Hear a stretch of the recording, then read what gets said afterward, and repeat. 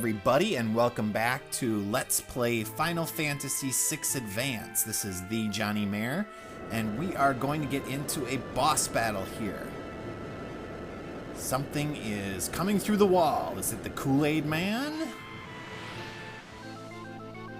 No, it's tunnel armor.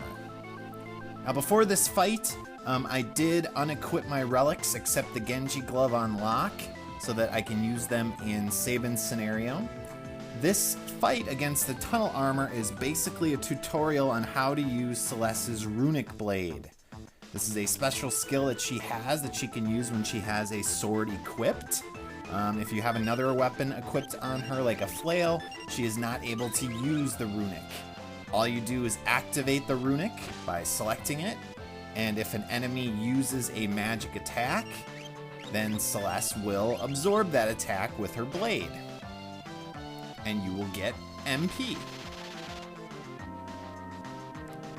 Now, you might think that you need to reactivate runic every time, each turn, like I've been doing, but in reality you don't.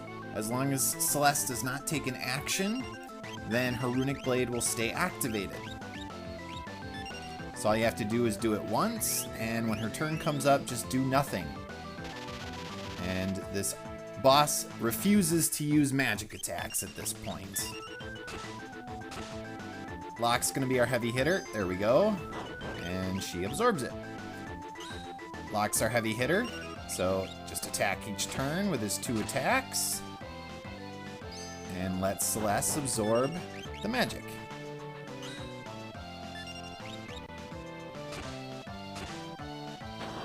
And there we go. Not too tough.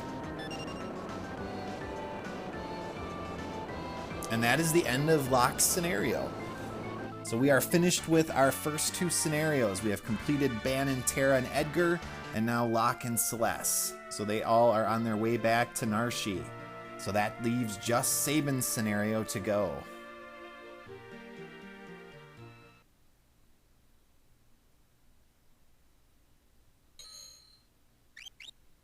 I don't really have a choice, Mog. I do have to pick the last one.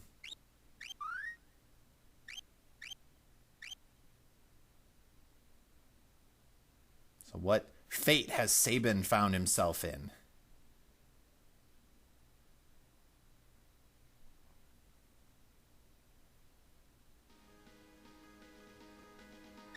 Apparently he's just washed up on shore.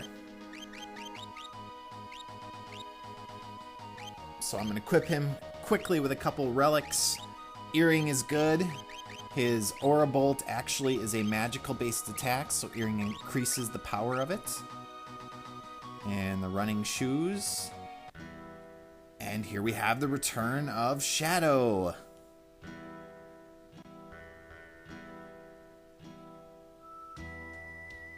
And his awesome theme music.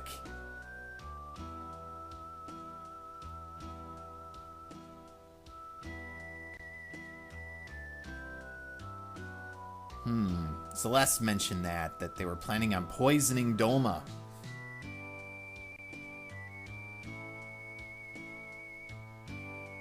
Well, that's nice of you, Shadow.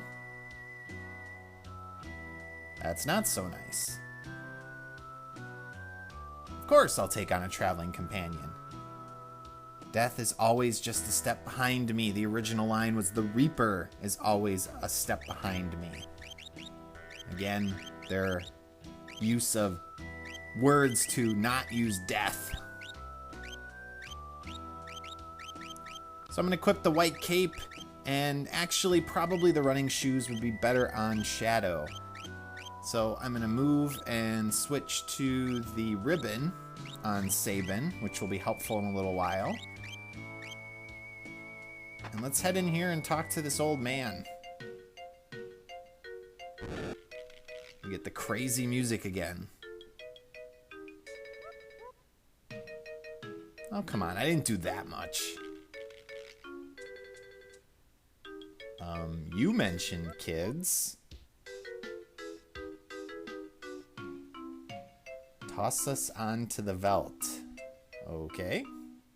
The original line here was, I'd rather take a stick in the eye than deal with that guy again. but I'm going to be bugging him again in a second. First, I'm going to talk to this merchant.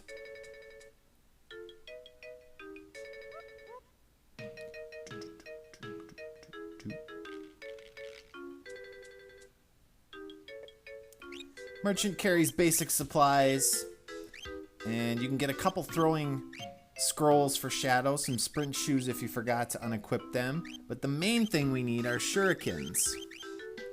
We want 99 of them. We're going to use these to throw with Shadow, and they're going to do a good amount of damage.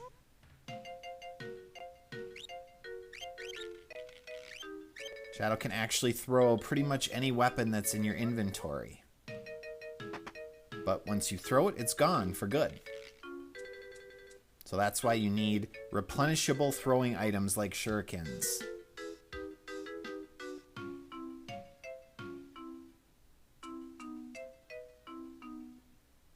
No, I am not the clockmaker.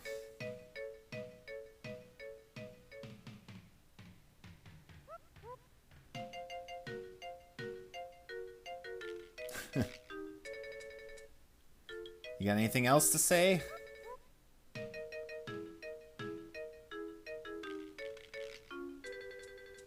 Grass is 50 feet high.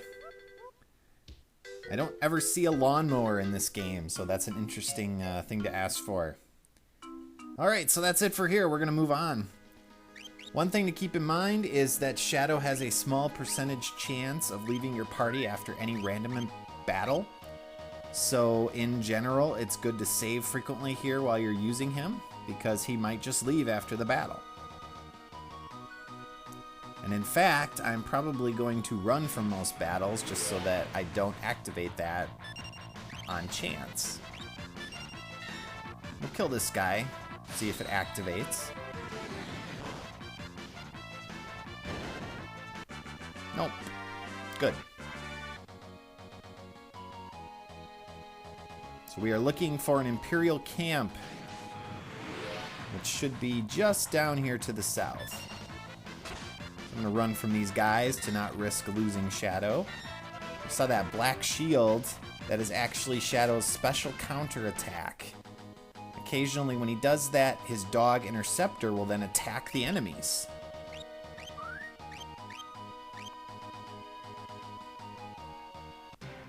So here's the Imperial base.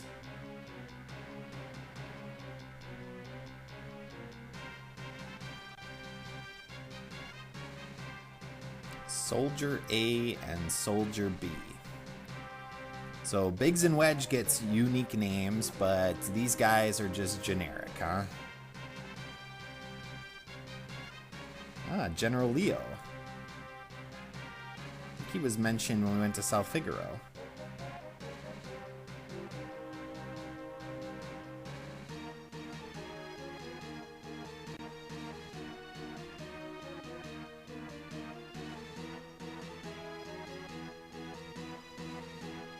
Like Kefka's here.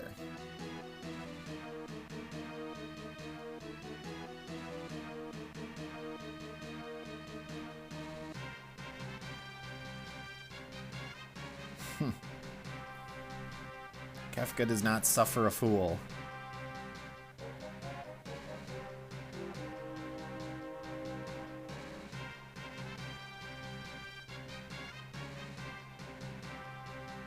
Wow.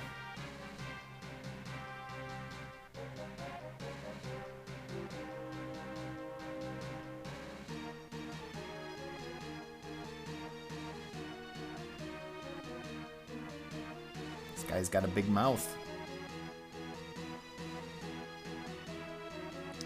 Yeah, I would say he's a little twisted. He's the kind of guy that sets fire to a castle.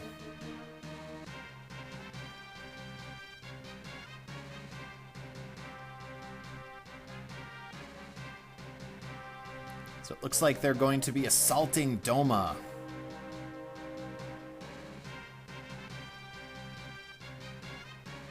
I assume this is Doma. So what's their plan? To charge and try to climb up the walls. Okay, good luck with that.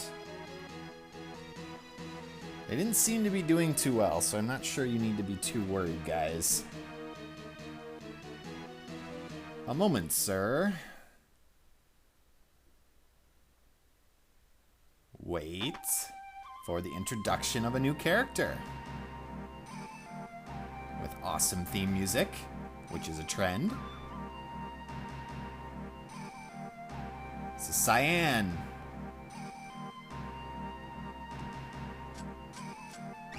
Now, in the original version, I always conceptualized Cyan as a knight-type character. But in this version and in this translation, they've really pushed that Cyan is actually a samurai. He uses katana blades. They changed his special skill, which originally used to be called Sword Tech, to Bushido.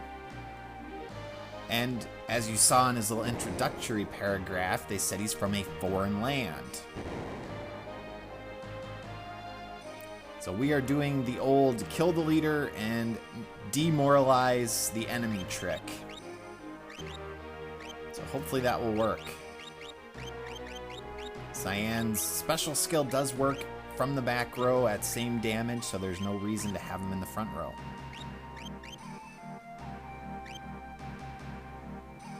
So let's do this. I am your worst nightmare.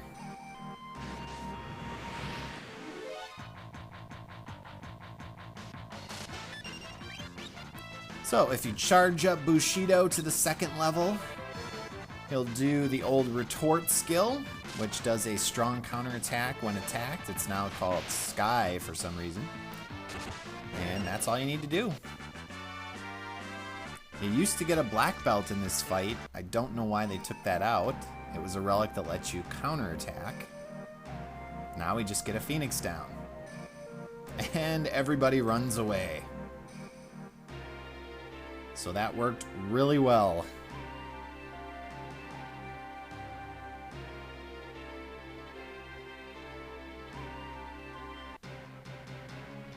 So now we have control of Shadow and Sabin again. There is a secret box over here to the right. I don't know if these guards actually can see you or not. And you have a couple different choices. You can hit it, kick it, or leave it. I'm gonna kick it, which fails miserably, and then I have to fight this dog. Now these guys are pretty tough. They have a lot of HP for this point in the game. Now the best thing to do to avoid a fight is to actually hit the chest, because then what happens is a sentry comes by and your characters jump behind the chest, pretend to be cats, which fools the intelligent sentry, and then you get the chest without having to do a battle.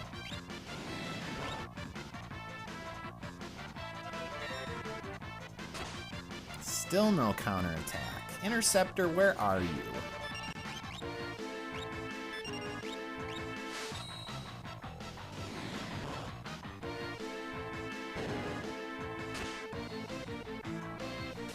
Ah, run away. Like all dogs do apparently in this game. And we get a star pendant. Not that helpful, but oh well. So we are approaching the end of my time here. We're gonna walk down here, try to avoid this guard.